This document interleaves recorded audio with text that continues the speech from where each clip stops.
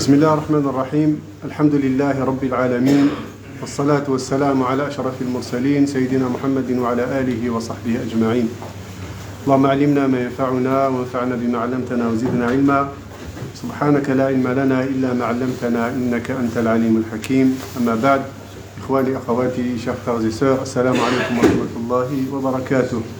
On continue donc avec l'histoire d'Ibrahim alayhi salam et Ismaïl, son fils Ismaïl alayhi salam, son premier fils qu'il a eu très âgé, après avoir invoqué Allah subhanahu wa ta'ala, faire da'wah pendant des années et des années pour avoir un enfant. Et Allah subhanahu wa ta'ala donc lui a donné un enfant, Ismaïl alayhi salam, et l'a laissé avec Hajar, on a vu son épouse Hajar, l'a laissé donc à Mecca. Ismaïl a grandi, donc il est devenu un enfant. Donc il jouait, qui marchait, qui a appris l'arabe avec cette tribu qui s'appelle Jurhum, qui est venue du sud. Cette tribu Jurhum qui s'est installée à Mecca, aux alentours de Mecca, devant la source de Zemzem, de l'eau Zemzem. Et donc Ibrahim alayhi salam est reparti en Palestine. Donc il avait son épouse Sarah en Palestine, qui n'avait pas d'enfant avec elle, et Hajar à Mecca, à la Mecque, avec son fils Ismaïl. Donc Ibrahim alayhi salam, il faisait l'aller-retour. Donc il partait pour rendre visite à sa femme Hajar et son enfant Ismaïl qui grandissait, et puis revenir en Palestine, donc il faisait l'aller-retour. Et puis comme je vous ai dit, Ibrahim alayhi salam a subi les pires épreuves que puisse subir un être humain. Ibrahim alayhi salam a vraiment subi beaucoup d'épreuves, l'épreuve du feu, etc., l'épreuve du roi, du pharaon d'Égypte, qui voulait agresser sa femme, etc. Et laisser sa femme, Hajar, et son bébé, Ismaïl, au désert sans rien du tout. Tout ça, c'est des épreuves. Pour ça qu'Ibrahim alayhi salam est le père du monothéisme, c'est Khalilullah. Ibrahim Khalilullah, c'est le confident d'Allah subhanahu wa ta'ala. Ce n'est pas pour rien. Ce n'est pas pour rien qu'Ibrahim alayhi salam, il a ce rang, ce niveau chez Allah subhanahu wa ta'ala. Et là, va venir une épreuve qu'aucun être humain, je pense, n'a subi. Sauf Ibrahim alayhi salam. Allah subhanahu wa ta'ala, l'enfant qu'il lui a donné alors qu'il était âgé, qui n'avait pas d'enfant, et qui a grandi, et qui joue, masha'Allah, etc. Allah subhanahu wa ta'ala lui donne l'ordre de le sacrifier. L'enfant qu'il a attendu pendant presque un siècle, là, Allah subhanahu wa ta'ala lui a donné cet enfant-là, donc plein de bonheur, Ibrahim alayhi salam, avec cet enfant, Ismaïl. Et là, Allah subhanahu wa ta'ala lui dit de le sacrifier. C'est-à-dire de tuer son propre enfant, de ses mains. Allah subhanahu wa ta'ala nous dit dans le Coran, فلما بلغ معه السعي قال يا بني إني أرى في المنام أني أذبحك فانظر ماذا ترى. Ibrahim alayhi salam, donc il dit à son fils Ismaïl, donc il a reçu la révélation dans un rêve. Les rêves des prophètes, c'est une révélation d'Allah subhanahu wa ta'ala. Allah subhanahu wa ta'ala fait la révélation à ses prophètes et messagers via les anges, via Gabriel, l'ange Gabriel, Jibril, ou via directement via l'instinct, via un rêve. C'est comme ça que reçoivent les prophètes la révélation. Shaitan ne rentre pas là-dedans. Donc tous les rêves que font les prophètes venant d'Allah subhanahu wa ta'ala sont véridiques. Et c'est une révélation. Donc il lui dit, puis quand celui-ci fut en âge de l'accompagner, c'est-à-dire il marche, plus de 7 ans, etc., il marche, il lui dit, ô mon fils, je me vois en songe en train de t'immoler. Alors, l'enfant, Ismaïl alayhi salam, croyez-vous, quelle réponse il va donner à son père? Vous voyez comment Allah subhanahu wa ta'ala donne l'hidayah, la guidance à lui, à cet enfant Ismaïl, à cet âge très jeune. Et sa mère aussi, qui aussi va avoir cette information-là, Ibrahim alayhi salam. Et là, l'enfant, Ismaïl lui dit, mais قال يا أبت افعل ما تؤمر ستجدني إن شاء الله من الصابرين. Il lui dit, oh mon père, mais fais ce qu'Allah fait, ce qu'il te commande. Fais Allah ce qu'il te commande. Il n'a pas posé la question, mais pourquoi? Déjà, Ibrahim alayhi salam, lorsqu'Allah subhanahu wa ta'ala lui ordonne de sacrifier son fils, Ibrahim alayhi salam ne demande pas à Allah subhanahu wa ta'ala pourquoi. Pour quelle raison? Quelle est la sagesse? Pourquoi dois-je immoler mon fils que j'ai attendu pendant 100 ans? Je vais exécuter ton ordre, Allah, mais pourquoi? Il n'a même pas posé cette question. C'est ça la foi, c'est ça l'iman, c'est ça la croyance. C'est ça la certitude qu'a Ibrahim alayhi salam envers Allah subhanahu wa ta'ala. Il ne demande pas pourquoi. Il dit ok, oui, sam'an wa ta'atan, on obéit, on entend et on obéit. Le fils, à un âge 7, 8 ans, Allahu a'lam, combien il était jeune, très jeune. N'importe quel enfant, il aurait dit, mais pourquoi? Pourquoi tu vas faire ça? Il a dit, mon père, fais ce que Allah te commande. Tu vas me trouver, Inch'Allah, bi'idhnillah, avec l'aide d'Allah, tu vas me trouver endurant. Je vais résister, je vais patienter. Fais-le. Il n'a pas dit pourquoi. Un enfant. Mais malheureusement, nous, ce qu'on apprend là, les versets du Coran, les récits, on apprend des choses. C'est pas que juste des histoires. On apprend des choses. Un ordre venant d'Allah subhanahu wa ta'ala, un musulman, un croyant, n'a pas le droit d'emblée de dire pourquoi. Sam'an wa ta'atan. Dans Surat Al-Ahzab, Allah parle de ça, parle des croyants, des musulmans, des croyants qui, lorsqu'ils reçoivent l'ordre d'Allah subhanahu wa ta'ala ou l'ordre du prophète sallallahu alayhi wa sallam, ils ne disent qu'un mot. Sami'na wa ata'na. Pas pourquoi. Où est la sagesse, etc. Non. Sami'na wa ata'na. On a entendu et on a obéi. C'est ça ce que doit répondre le musulman. Pas pourquoi. C'est quoi ça? L'héritage, le voile, c'est quoi? C'est une humiliation. Pourquoi pourquoi moi, la femme prend moins que l'homme, etc. Il pose des questions pour à la fin repousser le décret d'Allah, repousser l'ordre d'Allah subhanahu wa ta'ala. C'est pas ça un musulman, c'est pas ça un croyant. Allah subhanahu wa ta'ala nous dit dans Surat Al-Ahzab,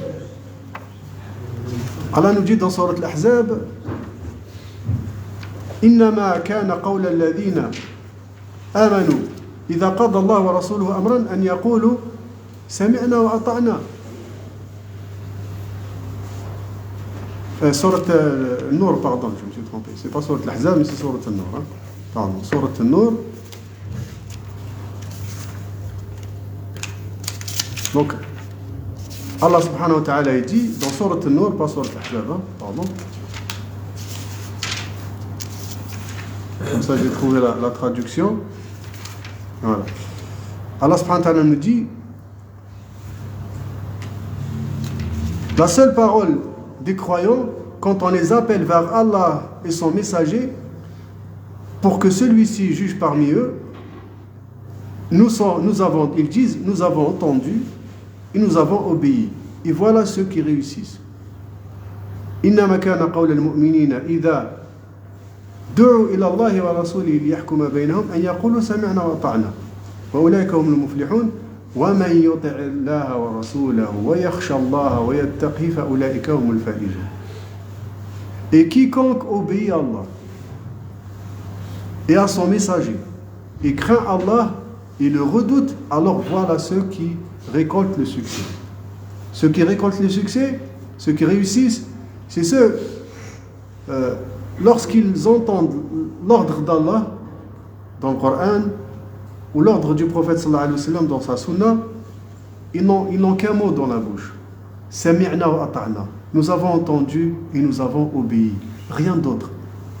Rien d'autre. Dès qu'on commence à poser des questions, on va aller très loin. Et pourquoi? Et ceci, on va faire marcher notre raison humaine qui est faible, très défaillante, qui regarde juste les bénéfices terrestres, les bénéfices apparents, il ne regarde pas ce qu'il va y avoir derrière, quel est le succès qu'il va y avoir derrière, le jour dernier, etc. Nous voyons uniquement ce qu'on va récolter ici dans cette vie. un peu plus d'argent, un peu plus de notoriété, un peu plus voilà. C'est ça ce qu'on regarde. Mais le croyant, vraiment, il regarde d'abord ce qu'il y a chez Allah subhanahu wa ta'ala.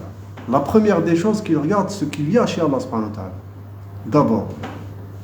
Et donc l'obéissance. Et là, Ismaïl alayhi salam, un enfant qui dit à son père, mais fais ce qu'Allah te commande. Fais ce qu'Allah te commande. Et puis, il va le faire. Il va partir avec lui. Et là, le shaitan, bien sûr, Iblis, ne veut pas qu'Ibrahim alayhi salam exécute l'ordre d'Allah subhanahu wa ta'ala. Il veut l'empêcher. Il va essayer de le détourner. Il va dire, mais comment Allah subhanahu wa ta'ala t'a donné un enfant et puis il te dit de l'immoler, de le sacrifier. Tu vas exécuter ça, ta propre chair, ton propre enfant. Et là, Ibrahim alayhi salam, il maudit Shaitan et puis il lui jette. Il est venu dans une apparence humaine. Et puis Ibrahim alayhi salam, il lui jette les pierres. Il le maudit. Il va aller à l'enfant. Comment ton père, il va te sacrifier, etc. Comment tu peux accepter quelque chose comme ça? Et Ismaïl alayhi salam, pareil, il lui jette les pierres, il le maudit. Et Shaitan ne s'arrête pas là. Il va aller où? Chez la mère, bien sûr. Il va lui dire, ton mari, il va égorger ton fils, il va sacrifier ton fils, tu vas laisser faire ça, etc. Pareil, elle va le maudire, elle va lui jeter les pierres. Et ça, bien sûr, c'est les rites du Hajj. Les rites du Hajj, c'est l'histoire d'Ibrahim alayhi salam, Ismaïl et Hajar. C'est ça les rites du Hajj. C'est leur histoire. Safa al-Marwa, l'histoire de Hajar. L'Istan, c'est l'histoire du sacrifice, etc. Le Kaaba, le tourner autour, c'est Ibrahim alayhi salam qui a appelé les gens au Hajj. Le Hajj, les rites du Hajj et de la Umrah, c'est l'histoire de Ibrahim alayhi salam, de son fils Ismaïl et de Hajar. C'est l'histoire du tawhid, c'est l'histoire de la confiance en Allah subhanahu wa ta'ala, c'est l'histoire de l'obéissance à Allah subhanahu wa ta'ala. C'est ça le Hajj. Et donc, Ibrahim alayhi salam, il va mettre son fils sur un rocher, il va s'apprêter à l'immoler.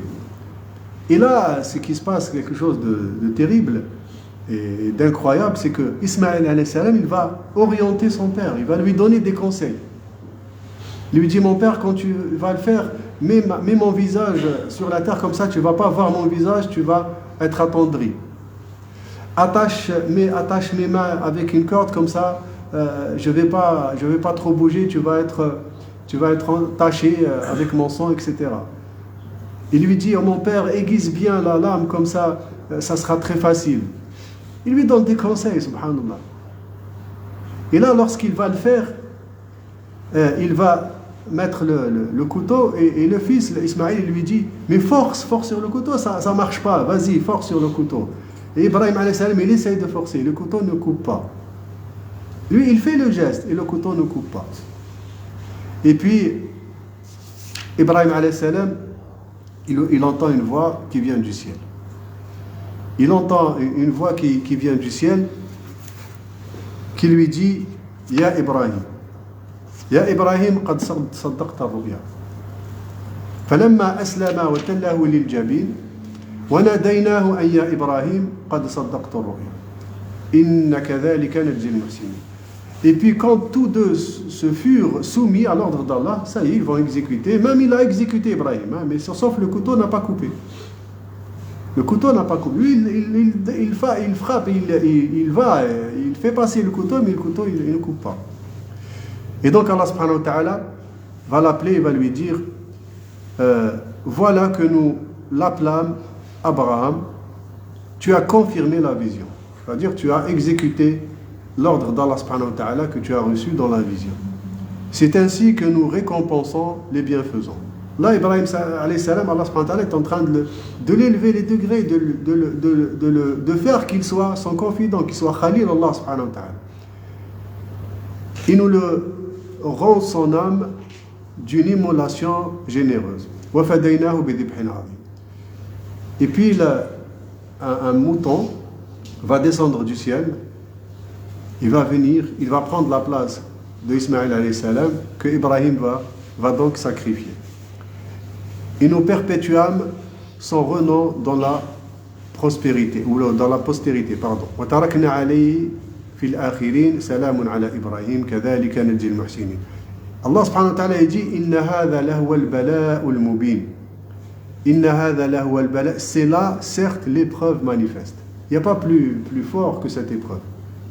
Il n'y a pas plus fort. Et bien sûr, Ibrahim alayhi salam, Ismaïl alayhi salam, la mère Hajar, tous, ils ont réussi l'épreuve. Tous, ils ont réussi l'épreuve. Et Allah subhanahu wa ta'ala dit Salamun ala Ibrahim, kadhalika najzi al-muhsinin, innahu min ibadina al-mu'minin. Et puis Allah subhanahu wa ta'ala dit et nous perpétuâmes son renom dans la postérité, paix sur Abraham, ainsi récompensons-nous les bienfaisants. Car il était de nos serviteurs croyants.